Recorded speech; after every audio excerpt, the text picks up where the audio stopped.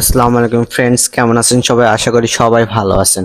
আজকের ভিডিওতে আমরা মঙ্গোলিয়া সম্পর্কে কথা বলবো। বর্তমান ট্রেন্ডিং এ থাকে একটি কান্ট্রি মঙ্গোলিয়া। বাংলাদেশকে 2025 সালে এখন কিন্তু প্রচুর পরিমাণে বাংলাদেশি ভাই মঙ্গোলিয়ার জন্য ফাইল দিয়েছে। বর্তমানে একটি হাইপ তৈরি হয়েছে এই মঙ্গোলিয়া।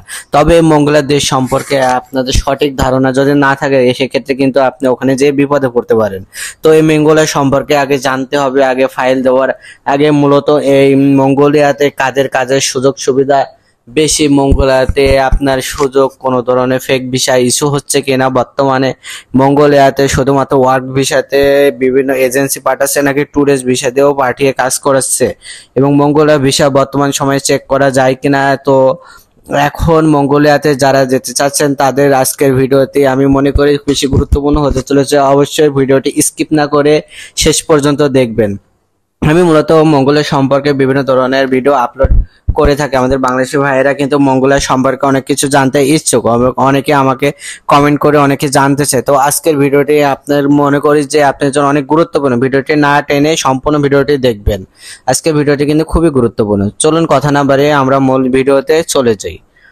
তো আজকে ফার্স্ট অফ অল আপনাদেরকে বলি যে মঙ্গোলিয়া দেশটি কিন্তু এশিয়ার ভিতরে একটি কান্ট্রি। দেশটা যে খুব বেশি আপনার যে বড় কান্ট্রি তা কিন্তু নয়। এই দেশটিতে আপনার অন্যান্য কান্ট্রি গুলোর মতো কিন্তু কর্মী নাই, তাও কিন্তু না। বাংলাদেশ থেকে এই দেশটিতে কর্মী যাচ্ছে। তো এখানে কোন কর্মী যাচ্ছে, দক্ষ কর্মী নাকি সাধারণ কর্মী? দেখেন, মঙ্গোলিয়াতে কিন্তু আমরা যতটুকু খোঁজখবর নিয়ে জানতে পারছি যে এখন পর্যন্ত মঙ্গোলিয়াতে সাধারণ কর্মী যাওয়ার সুযোগ খুবই কম, কারণ এখানে দক্ষ কর্মীর চাহিদা সবচেয়ে বেশি, এবং এখানে বিল্ডিং কনস্ট্রাকশন সেক্টরে কর্মী কিন্তু হায়ার করছে বেশি।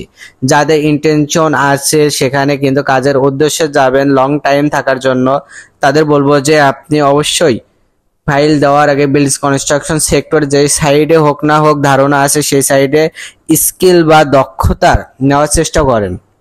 যদি আপনি স্কিল নিয়ে বাংলাদেশ থেকে মঙ্গোলিয়াতে যান, এক্ষেত্রে কিন্তু আপনার জন্য খুবই ভালো হবে, কারণ মঙ্গোলিয়াতে আপনার দক্ষ কর্মীর চাহিদা অনেক বেশি এবং ওখানে স্যালারিও অনেক ভালো। তো বর্তমান সময়ে কিন্তু মঙ্গোলিয়া নিয়ে বিভিন্ন এজেন্সি কাজ করছে। এখানে ভালো এজেন্সি, ফেক এজেন্সি, সব ধরনের এজেন্সি কিন্তু কাজ করছে। আপনারা কিন্তু কোনোভাবেই এই একটা ফ্রড এজেন্সির পাল্লা কিন্তু পড়বে না। দেখেন, প্রথমত আপনাদেরকে বলি বর্তমান সময়ে কিন্তু প্রচুর ফেক ভিসা ইস্যু হচ্ছে। শুধু ভিসা ইস্যু দিয়ে দিচ্ছে, টাকা পয়সা দিয়ে দিচ্ছেন, কিন্তু ফ্লাইট করাতে পারছে না।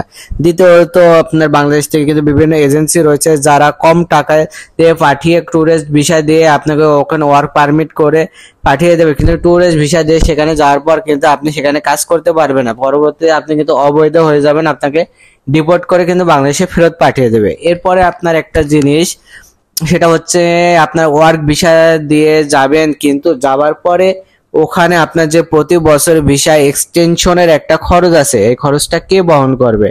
এটা আগে থেকে আপনার এজেন্সির সঙ্গে কনফার্ম হওয়া লাগবে, কারণ নাই প্রতি বছরে আপনার ভালো একটা অ্যামাউন্ট কিন্তু ওখান থেকে আপনার কেটে নেবে।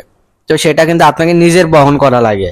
এরপরে ভিসা অনেক সময় কিন্তু ফেক ভিসা দিয়ে থাকে। এক্ষেত্রে অবশ্যই আপনারা ভিসাটা চেক করতে হবে। আপনার দরকার জনশক্তি যে অফিস আছে সেখানে যাবেন, বা বিএমএনটি অফিসে যাবেন, আপনার যতটুকু যেখানে যাচাই বাছাই করা যায়, অথবা আপনার গোয়েসল অফিসেও যেতে পারেন, এবং যতটুকু পারেন যাচাই বাছাই করার কিন্তু চেষ্টা করবেন। এছাড়াও একটা জিনিস, সেটা হচ্ছে বর্তমান সময়ে কিন্তু ডেলিগেট কর্তৃক বিভিন্ন এজেন্সি থেকে কিন্তু কর্মী নিচ্ছে এজেন্সির মাধ্যমে।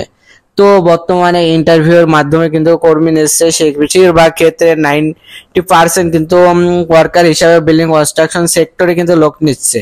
যারা যাবেন অবশ্যই বুঝে শুনে ফাইল জমা দেবেন, এবং বুঝে শুনে ভালো একটি এজেন্সি বা দালালের মাধ্যমে কিন্তু আপনারা ট্রাই করবেন, না হলে কিন্তু আপনারা প্রতারকের ফাঁদে পড়তে পারেন। তো যাই হোক বন্ধুরা, আশা করি আপনারা সবকিছু ক্লিয়ার হয়েছেন। আবার আরো কিছু বিস্তারিত জানতে হলে আমাকে কমেন্ট করবেন, অবশ্যই সেই বিষয়ে কথা বলার চেষ্টা করবো। আর আজকে আমাদের চ্যানেল যারা নতুন আসছেন অবশ্যই চ্যানেলটি সাবস্ক্রাইব করে আমাদের সাথে থাকবেন। তো এখানে আর ভিডিওটি শেষ করছি বন্ধুরা, আল্লাহ হাফেজ।